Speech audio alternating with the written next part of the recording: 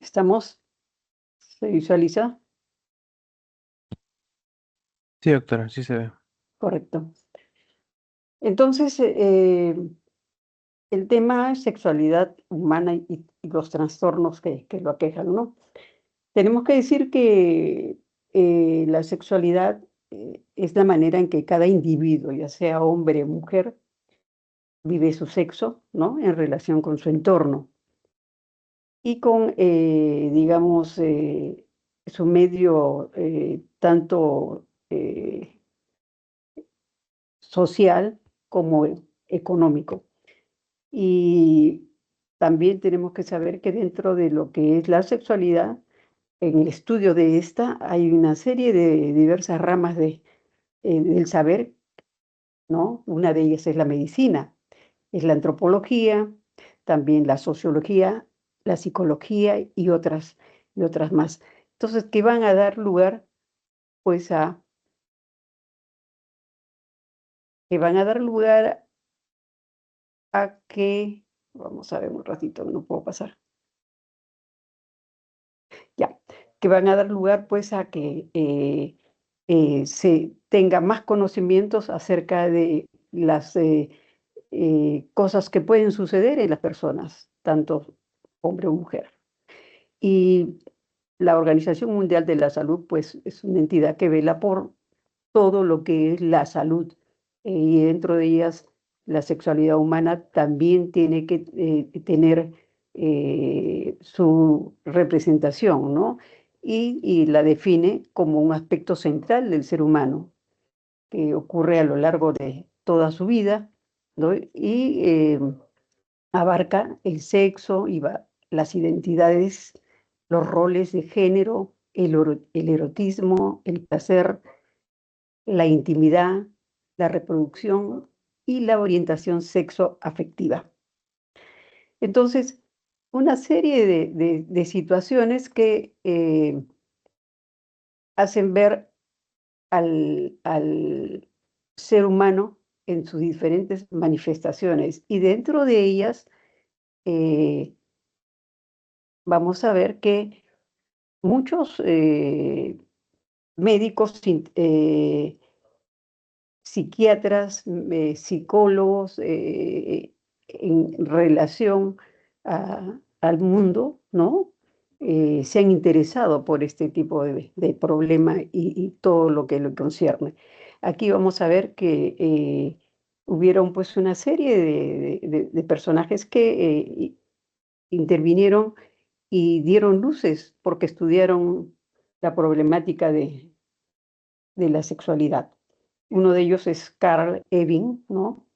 Que es un psiquiatra alemán, fue un psiquiatra alemán, y él estudió las perversiones sexuales, estudió las psicopatías sexuales y las parafilias, básicamente enfocado en eso. Luego está Havelock Ellis, que es un médico, fue un médico sexólogo, activista británico, ¿no? Y escribió sobre la sexualidad. Estudió sobre las drogas psicodélicas, en una de ellas que fue muy eh, mencionada y conocida en esos tiempos, la mescalina, ¿no? Luego tenemos a Sigmund Freud, un médico neurólogo austriaco, es considerado el padre del psicoanálisis. Él descubrió que la vida psíquica inconsciente eh, podría explicar el comportamiento del ser humano, ¿no? Básicamente, esa fue su eh, ofrecimiento, su descubrimiento en ese tiempo y que marcó una pauta durante mucho tiempo en el mundo. Eh, Luego está Alfred Kinsey, ¿no? Él sienta las bases de la sexología científica al publicar su famoso informe, el informe Kinsey, ¿no? Fue muy conocido también en esos tiempos y que constituye un análisis objetivo del comportamiento sexual de los grandes grupos humanos en los Estados Unidos. Aquí, como vemos, hay eh, estudio sexual en tanto en la mujer como en el varón como en la mujer. Entonces, Él estudió el comportamiento de ambos, ¿no? Y sacó a la luz algo que se tenía siempre como un tabú, ¿no? Sacó ciertos comportamientos que se consideraban marginales o inmorales. En su estudio, él manifiesta de que un 60% de varones y un 33% de mujeres habían participado alguna vez en prácticas homosexuales. Este informe hasta la actualidad ha creado mucha controversia.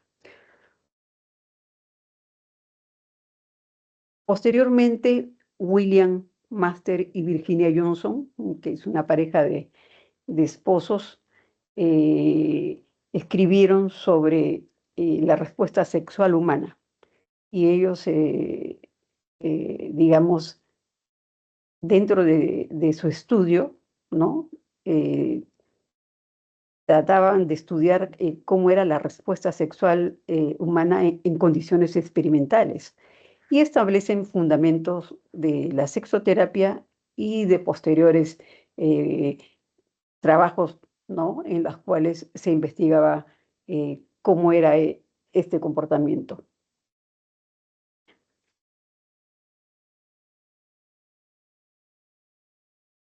En nuestro medio, en nuestro medio tenemos a dos médicos famosos, conocidos en su tiempo, Carlos Alberto Seguín y Humberto Rotondo, ¿no?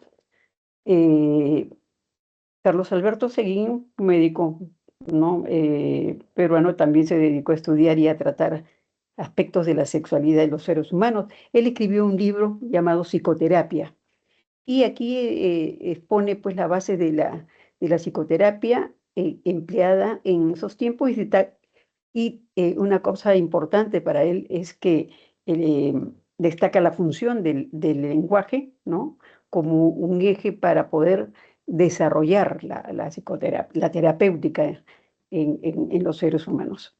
Luego tenemos a Humberto Rotondo, también que es psiquiatra, un médico psiquiatra, que fue un formador de muchos especialistas en la materia, ¿no? Y trabajó en el Hospital Valdizán, el Hospital Hermilio Valdizán. Entonces, vemos que ha habido interés, pues, tanto en en Europa, América, eh, América del Norte y en nuestros países sudamericanos también en sus respectivos esferas que se dedicaban pues a tratar este tipo de problemática. La Organización Mundial de la Salud, ¿no? Considera que la salud sexual es un estado de bienestar físico, mental y social en relación con la sexualidad y requiere un enfoque positivo, ¿no? Respetuoso de la sexualidad y de las relaciones sexuales, así como la posibilidad de tener experiencias sexuales placenteras y seguras, libre de toda coacción, discriminación y violencia. Entonces, decimos pues que eh, la Organización Mundial de la Salud ha intervenido mucho, así como se interesan por la salud mental, que está muy venida menos también, la salud sexual a veces no se manifiesta, pero sí requiere que haya una atención directa para que las personas pues, puedan tener una participación más tranquila, más serena y natural en todos los seres humanos. Entonces, la salud sexual, según la Organización Mundial de la Salud también, que publicó en el año 75, refiere que es la integración de los elementos somáticos, emocionales, intelectuales y sociales del ser humano, del ser sexual, por medios de que sean positivamente enriquecedores y que potencien la personalidad, la comunicación y el amor. El concepto de la sexualidad sana incluye 3 elementos básicos. Uno de ellos es la aptitud, ¿no?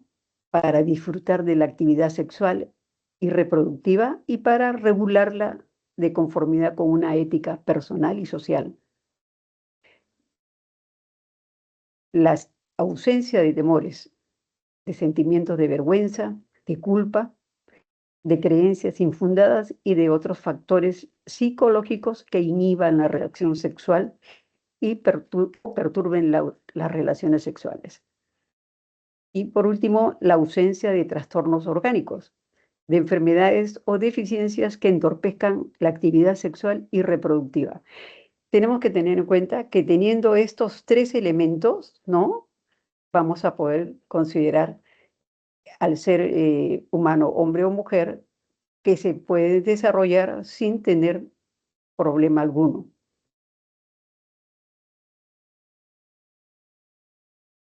Entonces, si tenemos el concepto de salud sexual, de una sexualidad que debe tener estos 3 elementos básicos, podemos también decir que pueden haber trastornos.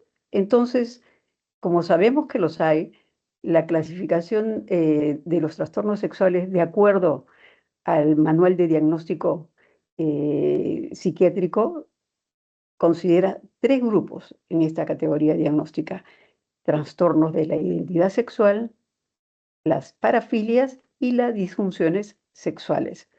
Vamos a revisar cada uno de estos 3 puntos, 3 grupos, y para poder tener una idea de qué es lo que estamos hablando.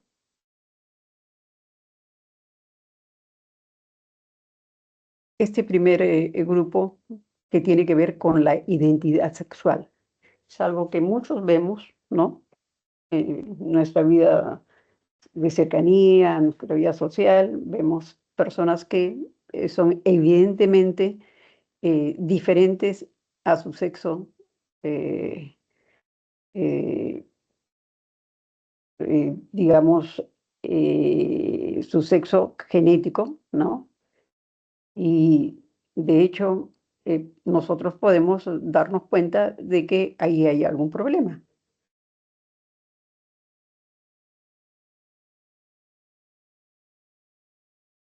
Dentro de los trastornos de la identidad, decimos que en ese trastorno lo fundamental es la incongruencia entre el sexo anatómico y la identidad sexual. La identidad sexual es la conciencia de ser un hombre o ser una mujer.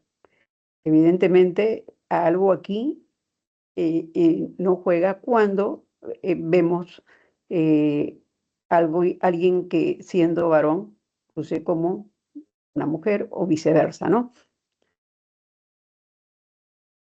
Y para tener en cuenta este criterio, este diagnóstico se requiere de 4 subgrupos de criterios.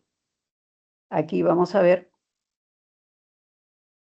que hay un criterio A, ¿no? En donde debe evidenciarse que el individuo se identifica de un modo intenso y persistente con el otro sexo. Primero, el individuo se identifica de un modo intenso y persistente con el otro sexo. Un criterio B, deben existir pruebas de malestar persistente por el sexo asignado o un sentimiento de inadecuación en el desempeño del rol sexual. El individuo lo va a manifestar de diferentes maneras en las cuales es necesario tener en cuenta para su posterior estudio o ayuda. Un criterio C, este diagnóstico no se hará si el sujeto presenta simultáneamente una enfermedad intersexual, por ejemplo, el síndrome de hipersensibilidad a los andrógenos o una hiperplasia suprarrenal congénita, que ambos van a dar manifestaciones distintas, ¿no? Distintas, imposible que pueda catalogarse como un trastorno de identidad, ¿no? Esto excluye prácticamente al sujeto de tener, digamos, que esté catalogado dentro de lo que es un trastorno de identidad. Y un criterio de, ¿no? El trastorno debe producir un sentimiento de malestar clínicamente significativo o deterioro social, laboral o de otras áreas importantes de su actividad. Aquí vamos a desarrollar, ¿no?, cada criterio para poder entender un poco mejor, digamos, la forma del diagnóstico. Este criterio A, un deseo intenso de pertenecer al otro sexo, por lo que se revela un afán de adoptar el rol del otro sexo o de adquirir su aspecto físico mediante tratamiento hormonal o quirúrgico. En los adolescentes y adultos, el trastorno se manifiesta por síntomas tales como un deseo firme de ser considerado como del otro sexo, para lo cual adoptan el comportamiento, la vestimenta y los movimientos contrarios a su sexo anatómico.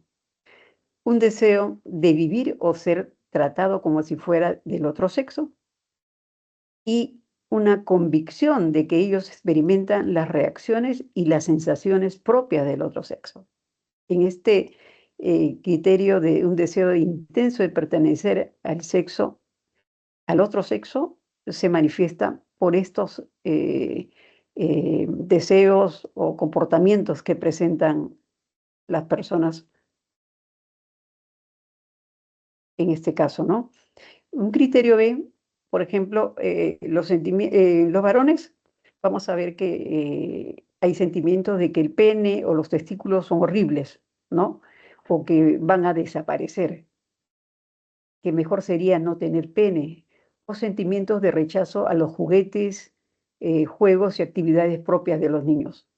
Y en las niñas hay un rechazo a orinar en posición sentada, sentimientos de tener o presentar en el futuro un pene, el anhelo de no querer poseer senos ni tener la menstruación. Hay aversión hacia la ropa femenina. Entonces, estos comportamientos están marcadamente presentes en su actividad diaria. Y este criterio C, ¿no?, en el que el diagnóstico no se hará si el sujeto presenta simultáneamente una enfermedad intersexual, por ejemplo, el síndrome de insensibilidad a los andrógenos o una hiperplasia suprarrenal congénita. Aquí, en el síndrome de insensibilidad a los andrógenos hay una anomalía en el cromosoma X, o sea, tiene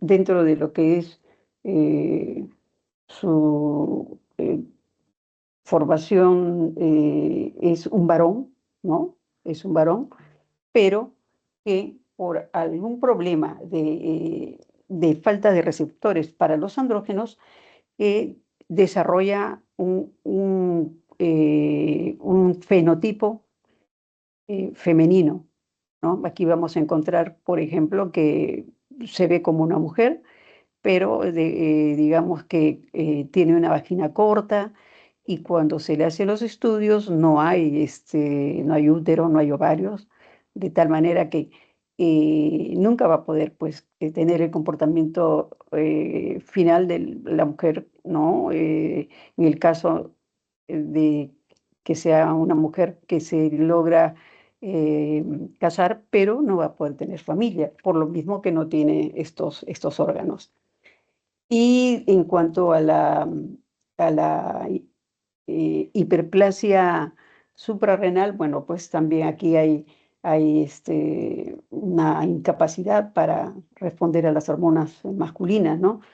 Aquí vamos a encontrar rasgos físicos de mujer, ¿no? Pero genéticamente son masculinos, ¿no?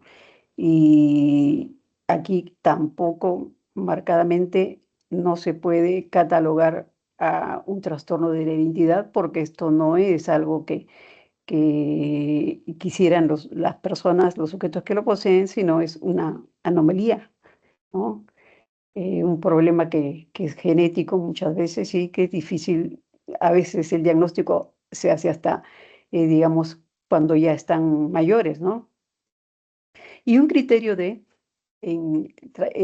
tenemos que debe haber un sentimiento de malestar clínicamente significativo o un deterioro social, laboral o de otras áreas importantes de su actividad. En función de la edad del individuo, el diagnóstico va a ser clasificado como un trastorno de la identidad sexual en niños, ya sea, o trastorno de la identidad en adolescentes o adultos. Y en el caso de individuos sexualmente maduros, ¿no? Hay que especificar si son atraídos sexualmente por hombres, por mujeres, por ambos o por ninguno. Entonces, estos criterios sí van a marcar una diferencia con relación a un trastorno de la identidad. Dentro de los síntomas que vamos a poder encontrar, eh, muchos de estos pacientes van a tener comportamientos de depresión, de aislamiento, ¿no? Socialmente. Hay una disminución en su autoestima y pueden muchas veces presentar síntomas de ansiedad y depresión. También aquí son muy frecuentes, ¿no? Los intentos de suicidio y los trastornos por abuso de sustancias psicoactivas. Aquí nosotros tenemos que tener en cuenta de que eh, a veces son fácilmente captados, ¿no? Por personas que se valen de ellos para eh, abusar, ¿no?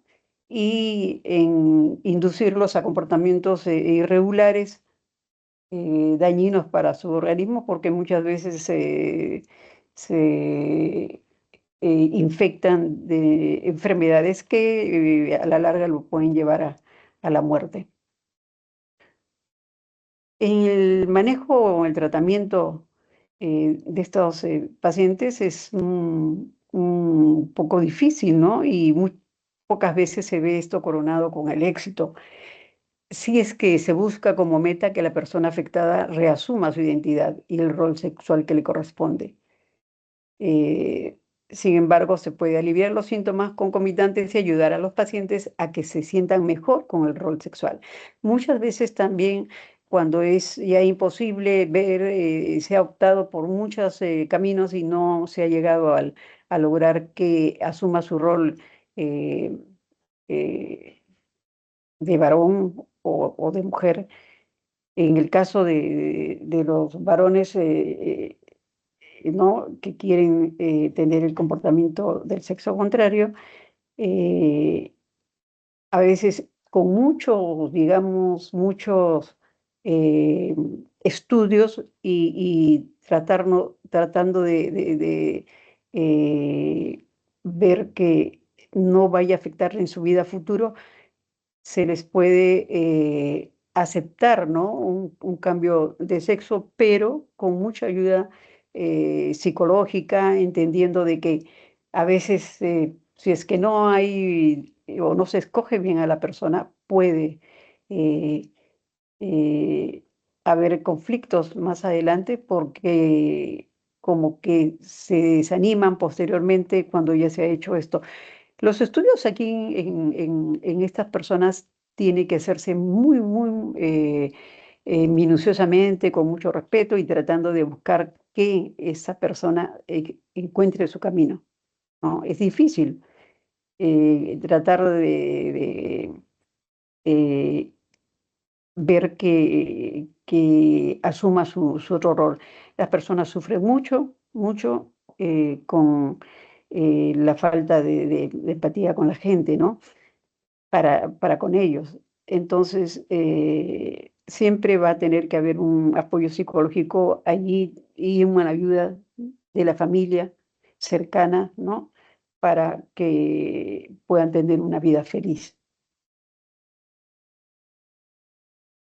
El segundo punto o trastorno es la parafilia. ¿Qué cosas son las parafilias? Las parafilias se caracterizan por intensas y repetidas fantasías sexuales, impulsos de un cariz sexual que implican a objetos no humanos, sufrimiento o humillación propia o niños o personas que no consienten. Se consideran, por lo tanto, desadaptativas, pues dañan la calidad de vida del individuo y o de las personas que se relacionan con él.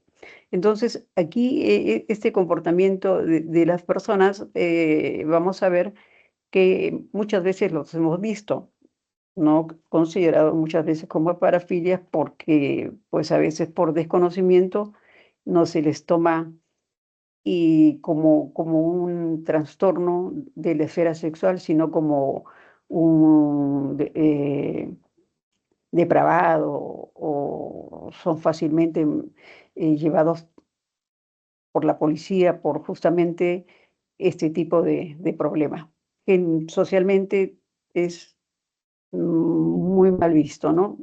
En general, por todo lo que implica. Uno de ellos es el exhibicionismo. Es una conducta que se caracteriza por un alto nivel de excitación a través de la exposición de los genitales a una persona de forma espontánea y sucesiva.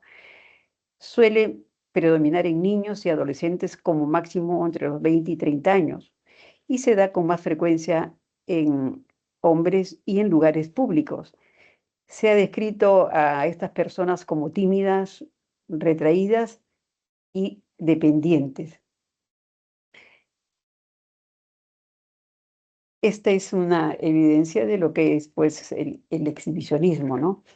Ahí vemos realmente cómo es que se presentan estas personas y vamos a, a expresar rechazo eh, porque fácilmente buscan a las personas, digamos, en el momento en que no hay nadie más que pueda estar observando y pueden ser mujeres, pueden ser niñas a las cuales va pues a sorprender con su conducta. Otra de las parafilias es el voyerismo, ¿no? Es lo que vamos a ver acá, que se caracteriza por la excitación de una persona, ¿no? Al contemplar a otras personas desnudas o realizando algún tipo de actividad sexual. El riesgo de ser descubierto va a actuar como un potenciador de la excitación.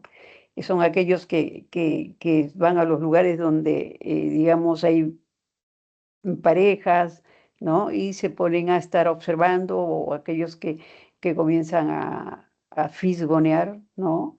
A través de la cerradura o escondidos en algún lugar para ver cómo las personas, pues, tienen su actividad sexual.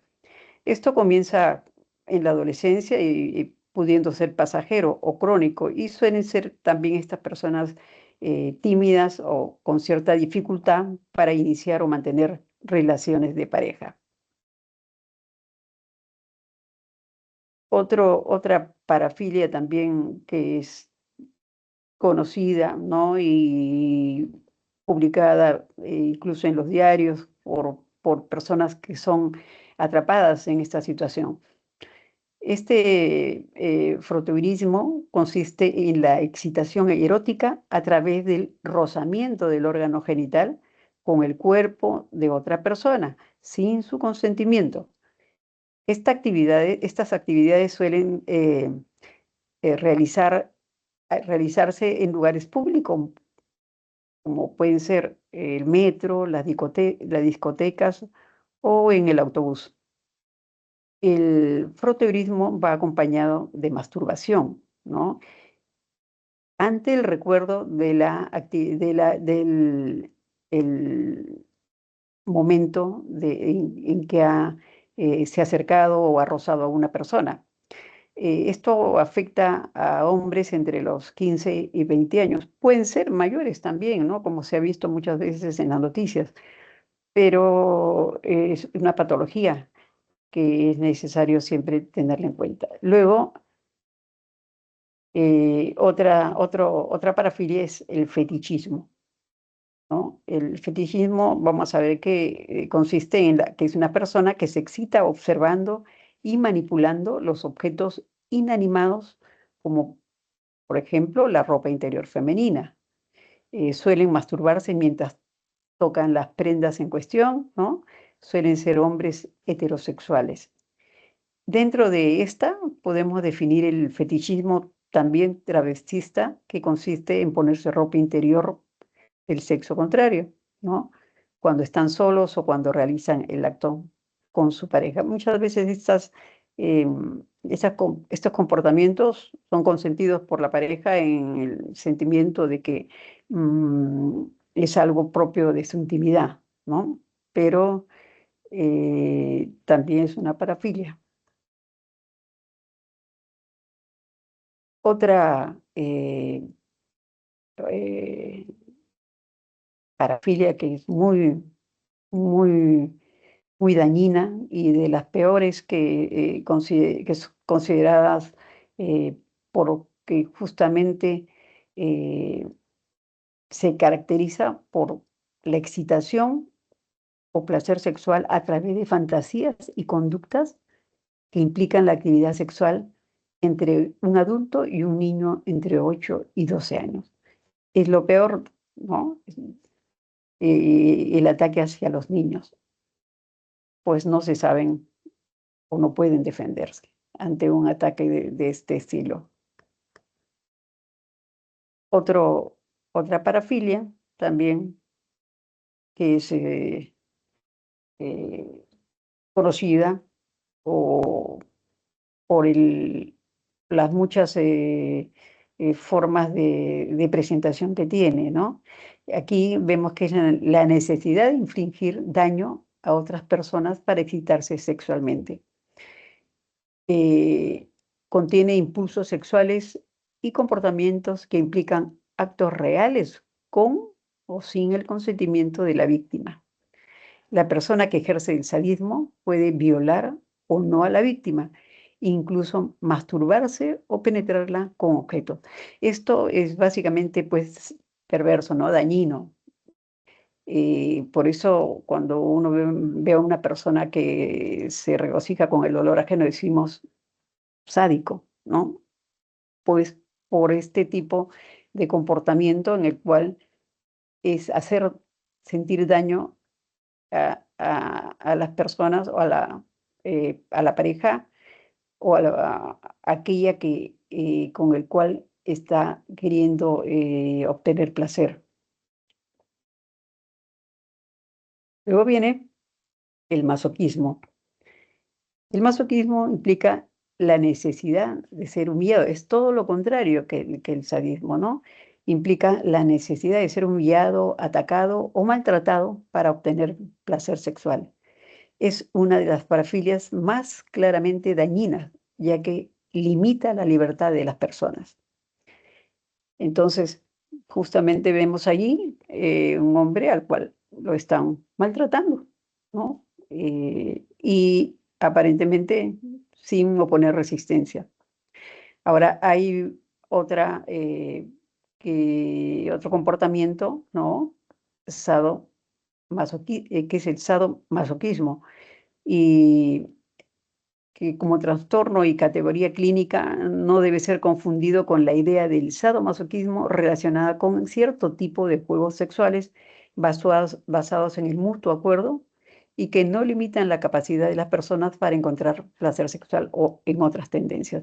Aquí tenemos que tener en cuenta que el comportamiento de los seres humanos muchas veces en la esfera sexual es muy difícil, ¿no?, de reconocer cuándo es patológico y cuándo no. Entonces, eh, es una de las, eh, una de las parafilias en general, ¿no? Que unas son menos y otras son más dañinas, pero el comportamiento se ve justamente limitado, digamos, entre lo que es la normalidad, ¿no? Y lo que excede de la normalidad. Eso es en cuanto al segundo punto, que son las parafilias. Ahora, Un tercer punto catalogado en el manual de trastornos psiquiátricos, así lo consideran, son las disfunciones sexuales. Las disfunciones sexuales incluyen todas las alteraciones que se producen durante el acto sexual y pueden presentarse ya sea al inicio de la vida sexual o incluso mucho más adelante. Las causas pueden ser tanto físicas, psicológicas o ambas. Eh, para entender esto tenemos que tener en cuenta que el ciclo sexual eh, en los seres humanos tiene básicamente cuatro fases o estadios, ¿no? Que son la fase del deseo, ¿no? La fase de excitación, la fase de orgasmo, la fase de relajación. Cualquiera, cualquier alteración en alguna de estas fases da lugar a las llamadas disfunciones sexuales. Entonces, tenemos la fase del deseo, fase de excitación, la fase de orgasmo, la fase de relajación. Y dentro eh, de estas vamos a encontrar, por ejemplo, que un trastorno en la esfera del deseo sexual, vamos a ver que hay deseo sexual inhibido. Y este está caracterizado pues por un déficit en las fantasías sexuales y en la falta del deseo sexual. Aquí hay una apatía, ¿no? Una apatía, hay un que no solamente está incluida por el desinterés por el sexo, sino también por toda conducta sexual, incluida la masturbación, que es un acto común de fobia que puede ser que siempre es en solitario, ¿no? Entonces, aquí se puede decir que no hay quien lo vea como para decir que va a estar, eh,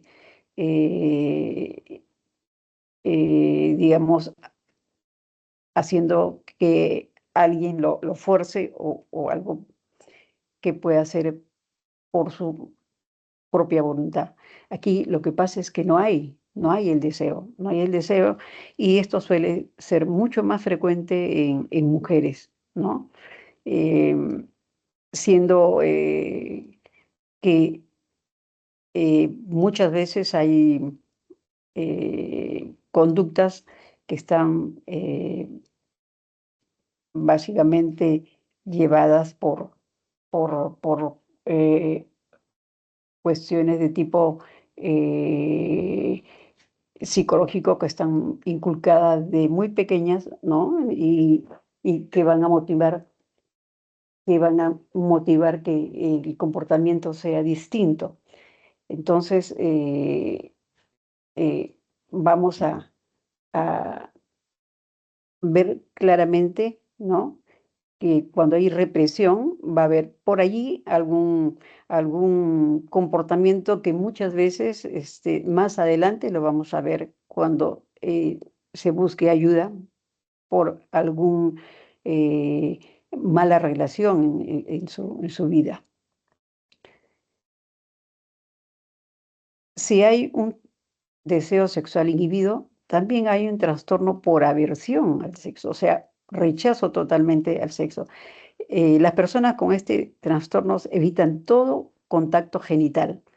Suelen presentar un elevado nivel de ansiedad y pánico ante el acto sexual y se da con más frecuencia en mujeres. Por lo mismo, ¿no? Siempre hay por ahí alguna persona en la familia que comienza o en el colegio o en la religión o, ¿no? o alguna persona influyente que comienza a decir cosas con relación a que no se debe hacer tal cosa y que solamente los varones pueden hacer tal cosa, y de tal manera que eh, este trastorno por aversión al sexo muchas veces eh, es más frecuente pues, en mujeres. Hay también trastorno de la excitación sexual.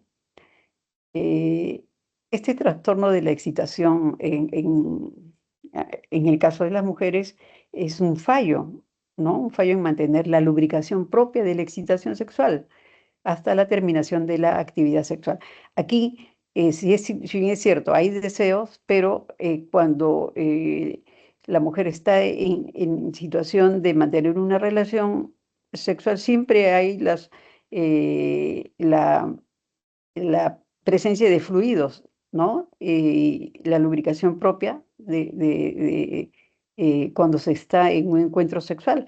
Entonces, pero no hay la forma de terminar esto pues va a cortarse todo tipo de intimidad. Y el problema en el varón es un trastorno en la erección. Hay un fallo total o parcial para obtener o mantener la erección hasta el final del acto sexual. Y el más frecuente en este caso es la impotencia, ¿no? Un trastorno de la excitación sexual.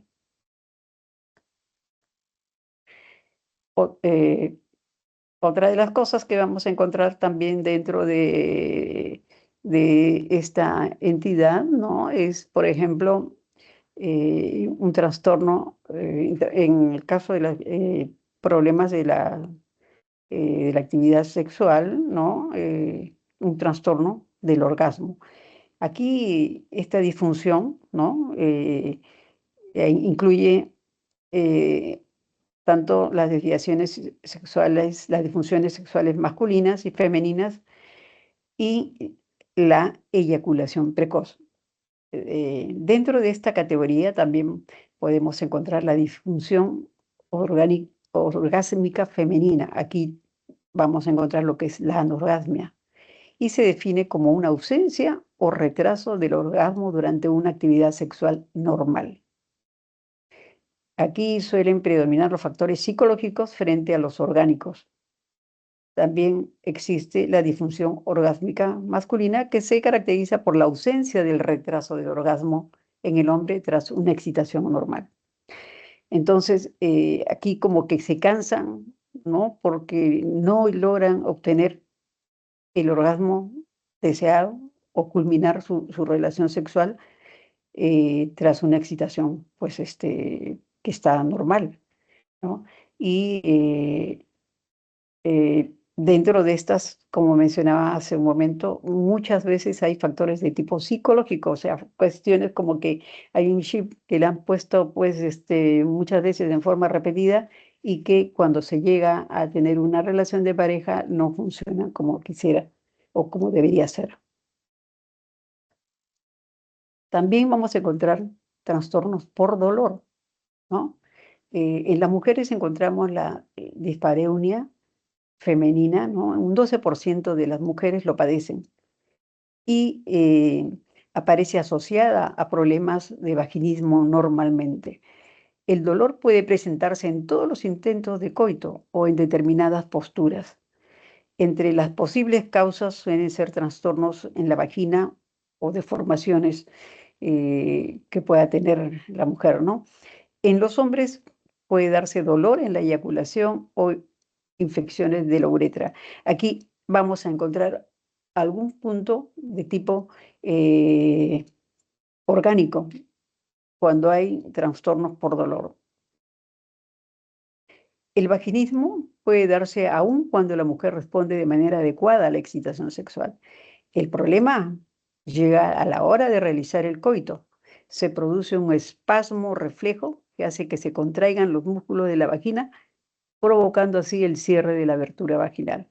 Aquí como que llegan hasta, digamos, todo el preámbulo de una relación, cuando van a tener ya la relación en sí, hay como que algo impide que pueda haber una penetración, ¿no? Por el cierre abrupto de la abertura vaginal. Vamos a encontrar otra forma de presentarse, una disfunción sexual, pero aquí ya es debida a una enfermedad médica. Lo fundamental de este trastorno es la presencia de una alteración clínicamente significativa que creemos etiológicamente relacionada a una enfermedad médica, enfermedades crónicas muy prevalentes en la actualidad, como por ejemplo la hipertensión arterial, la diabetes, la obesidad, la arteriosclerosis, etcétera. Aquí tenemos que hacer una adquisición bien clara porque muchas veces llegan los pacientes y cuando se hace la historia vamos a ver de que alguna medicación que está tomando o recibiendo puede estar condicionando que no haya una respuesta sexual en forma adecuada. Entonces, dentro de las disfunciones tenemos que tener muy en cuenta todo este tipo de situaciones que se pueden presentar en las parejas. Ahora, ¿cómo vamos a evaluar los trastornos psicosexuales? Aquí vamos a ver que lo que requerimos es una información válida, ¿no? Para comprender todos los trastornos sexuales que pueden haber y establecer el diagnóstico, formular una estrategia terapéutica adecuada una vez que llegamos a este diagnóstico. La piedra angular del diagnóstico es la entrevista clínica, como en todas las entidades médicas que tenemos que realizar. Aquí vemos que la entrevista clínica se va a completar con una exploración física, con las pruebas de laboratorio y también otros medios o métodos especiales de diagnóstico que se desarrollan en la medicina sexológica. Entonces, nosotros tenemos que tener en cuenta que hay muchas interrogantes que tenemos que tener en cuenta. Por ejemplo, para poder realizar un diagnóstico adecuado, tenemos que hacer un análisis de la molestia principal, ¿no? Ver por qué viene el paciente, si esto es en realidad un problema o solamente es cuestión del estrés que pueda tener la pareja que viene a la consulta. Tenemos que hacer un examen de la condición sexual. Tenemos que ver qué es lo que está, qué es lo que está ocurriendo, en qué momento o en qué momento de la relación sexual es que está el problema. Si es que hay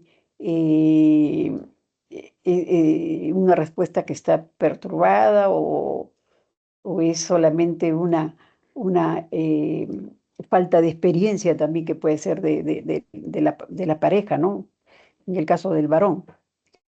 También la otra forma, la otra esfera que debemos ver es la esfera psiquiátrica, ¿no? Ver en qué condición está el paciente, si verdaderamente tiene alguna enfermedad o está tomando alguna medicación, alguna droga, ¿no? Que puede estar produciendo este tipo de alteración en la esfera sexual. También hacer una evaluación de la historia eh, psicosexual familiar. También hay que ver cuáles son las causas, digamos, psicológicas que pudieran estar perturbándolas, ¿no? Si esto es de ahora, en estos tiempos, si es de mayor tiempo de duración, ¿no? Y qué podemos nosotros, digamos, obtener de toda esta información que nos brinda, ya sea el paciente o la familia. Y después también una evaluación de la pareja. Si esto es, si nosotros vemos que es una perturbación,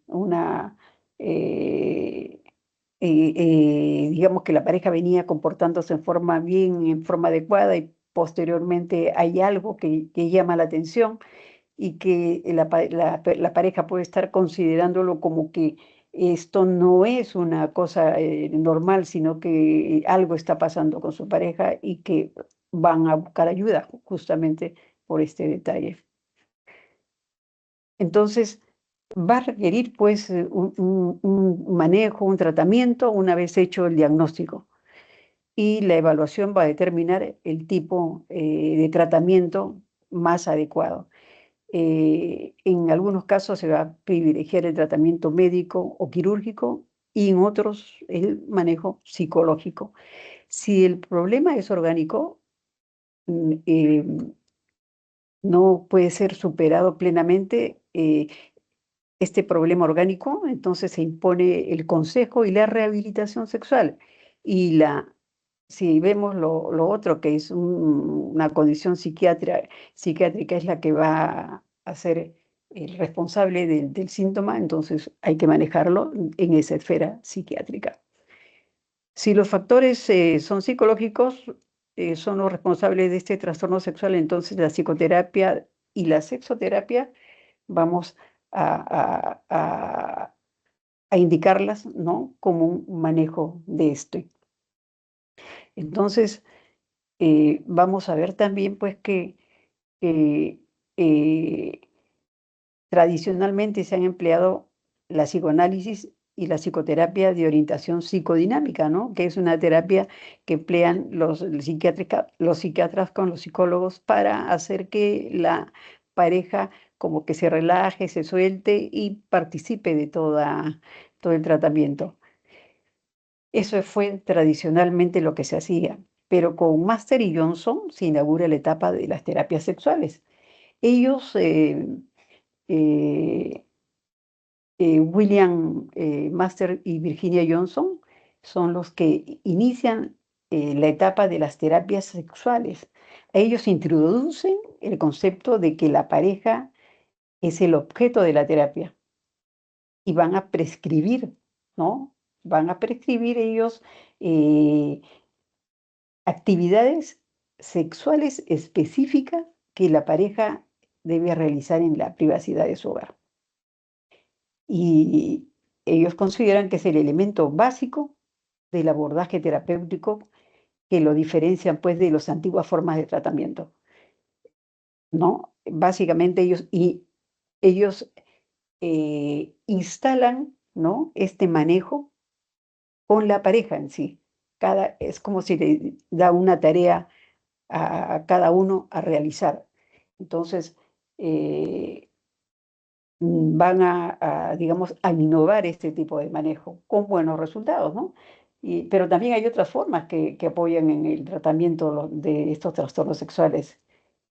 Se utilizaba mucho la hipnoterapia, ¿no? Los aportes cognitivos conductuales, de grupo, conyugales y sistémicos familiares. O sea, había un abordaje más completo, no solamente los ejercicios, digamos, que se le indicaba, sino ayudados con otros tipos de manejo para que la paciente o los pacientes o la pareja, ¿no? Tengan, digamos, un enfoque más completo de todo el problema para que puedan ser manejados de una manera más dinámica. También había los manejos con terapias que eran manejados pues, psicológicos como psiquiatras como Freud, Jung, que se centran sobre trabajos, ¿no? Del inconsciente. Ellos consideraban que esta es la responsable de nuestras acciones y manejaban estos eh, en forma combinada, ¿no? Pero lo más nuevo en este abordaje, teniendo como complemento también, estaba la terapia conductual, ¿no? Y que se enfocaba en reemplazar hábitos y conductas negativas, ¿no? Por otras positivas, de tal manera que manejaban a la pareja o al varón o a quien tenía el problema que condicionaba su disfunción. Entonces, todo lo que hemos mencionado es considerada la terapia sexual y esta apunta a mejorar la comunicación de la pareja, a proporcionar información adecuada y así corregir creencias erróneas acerca de la sexualidad, de modo que ésta sea integrada naturalmente en un clima de aceptación del placer como un componente vital de la relación de pareja. Entonces, vamos viendo cómo todo esto, ¿no? Una vez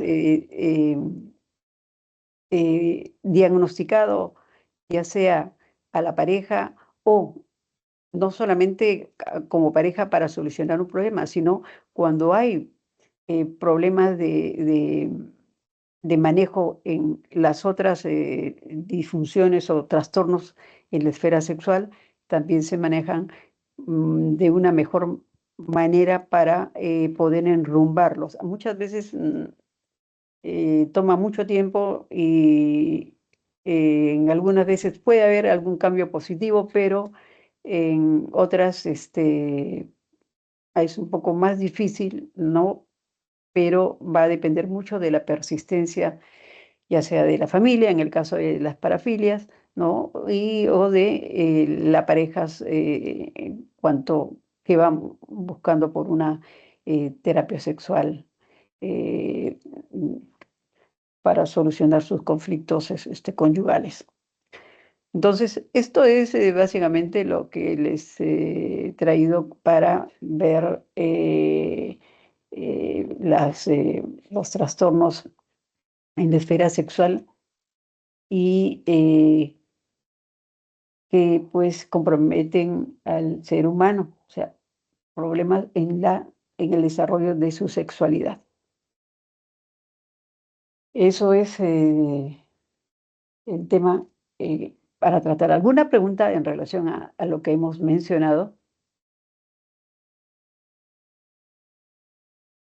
Ahora es muy complejo, no solamente dentro de lo que es la sexualidad, vamos a ver eso. Hay comportamientos de identidad sexual con unos nombres un poco raros, ¿no? Que se denominan algunas jóvenes, tanto varones como mujeres, y que también muchas veces son tomados en forma anecdótica y otras veces ya como un problema. Pero es un tópico que justamente se tiene que revisar, ¿no? Con el objeto de que eh, se identifiquen los problemas a tiempo, básicamente, y poder darle solución a los problemas de ser posible, o si no, orientarlos en forma adecuada para que su conducta no sea dañina.